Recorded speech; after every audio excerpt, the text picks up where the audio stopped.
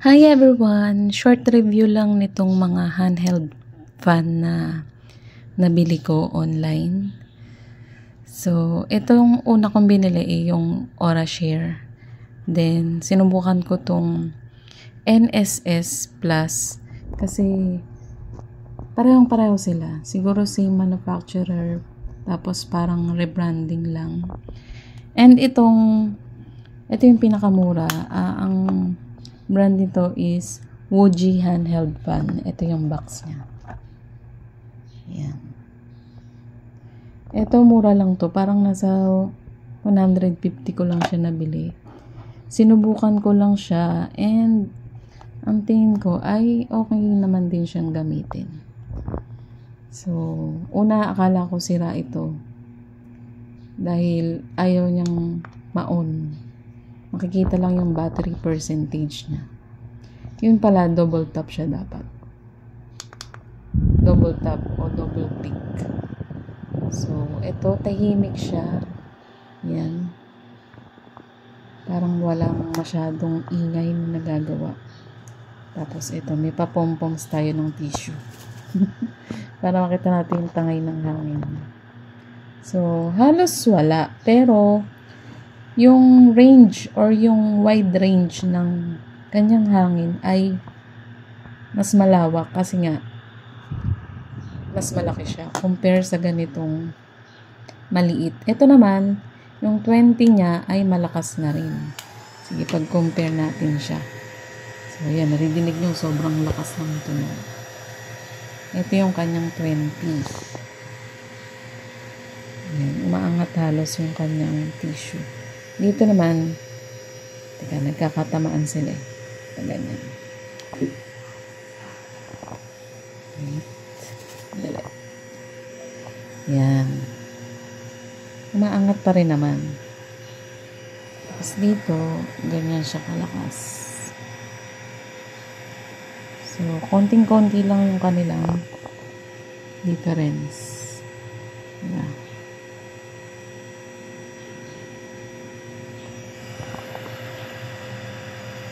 Kayo na humusga. Try natin yung Aurashare. So, ayan yung sa Aurashare. Ayan. Dito naman yung sa NSS. Talagang parehong-pareho sila halos niyang Aurashare. At ito yung ulit pangalan niya, Woji. Ayan. Ito sobrang tahimik. Tama lang naman yung lakas niya. Para sa akin, okay na rin. Subukan naman natin tong Bottech. Ito ay may, teka, patayin muna natin to. So, hard press para mamatay. Ito naman, double click pa rin. Ay, mali. Yan. So, ito namang Bottech. Meron siyang lock para ma-on and off. Pero wala siyang battery display or yung kanyang level ng fan. Wala rin. Wala siyang any display. Para siyang yung Jisoo Life. Tapos, ito, on lang din. Hanggang 5 na level. Ito, malakas talaga yung tunog niya. Tignan natin yung kanyang buga sa level 1. Yan. Yan ang kanyang level 1. Diba? Maliit yung kanyang range. Buksan natin tong Aurashare. Diba? Na 40 ko yata. Yan. Yan.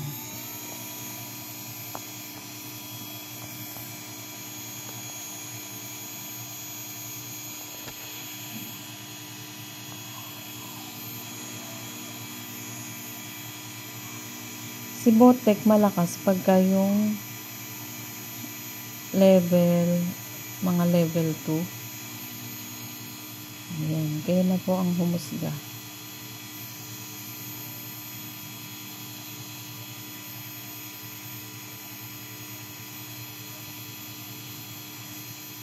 Ilagay natin sa level 2. Malakas talaga siya, no? Ito naman naka 40 or level 2 din.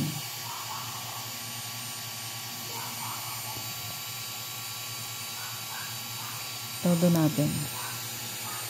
3, 4, 5. Super lakas ng ugong. Parang aeroplano. Pero halos ano na yung tissue. Kaya lang, maingay siya talaga. Ito, lakasan natin ng todo.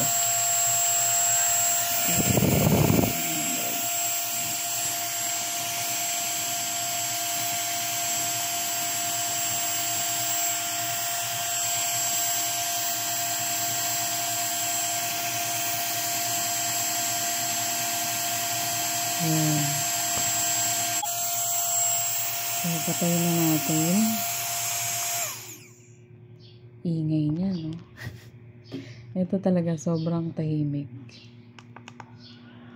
Tapos, mura pa siya. 150. Pag may mga voucher kayo, mas makakamura. Ayan. Ito, pwede to po kung nasa simbahan kayo. Hindi masyado nakaka-store. So, ayun. Sana kahit papano, konti lang itong aking handheld fan. And sana kahit papano nakatulong. Ito nga pala, may mga lanyard talaga yung kasama. Ito, ang lanyard nito ay yung pang neck mahaba. Yung lanyard na to dito, yan. Kinuha ko lang siya. So, ayun lang.